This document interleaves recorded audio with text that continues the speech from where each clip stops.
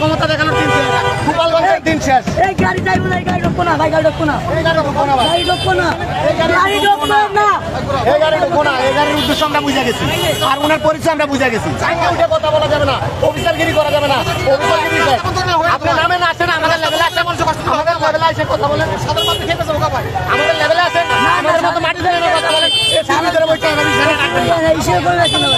ওই এসির ভিতরে বসে টাকার দিন শেষ, অফিসারগিরি করার দিন শেষ, ক্ষমতা দেখানোর দিন শেষ, গোপালগঞ্জের দিন শেষ। এই গাড়ি যাইবো না, এই গাড়ি ঢুকবো না ভাই, গাড়ি ঢুকবো না, গাড়ি ঢুকবো না, গাড়ি ঢুকবো না। ভাইয়া আপনি একটু ডাইভারশন নেন, একটু কষ্ট করেন, দূরে কষ্ট করেন।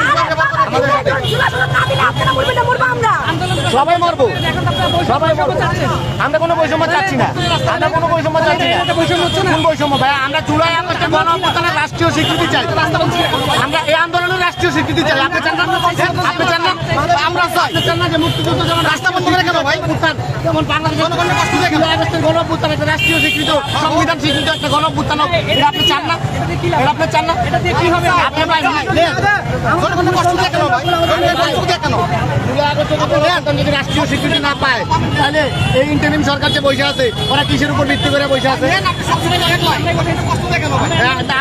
আমরা আপনাদের বসাইছি, এটা তো সংবিধানে লেখা থাকতে হবে। সংবিধানে লেখা থাকতে হবে আপনারা বসাইছি।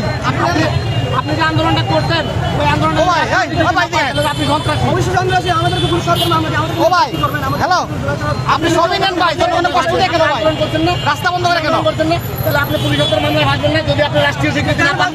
আপনি রাষ্ট্রীয় স্বীকৃতি না পেলে ভাসবেন না? অবশ্যই ভাসি দিব, অবশ্যই ভাসি দিব, ভাসি না। আপনার নামটা তো সরকার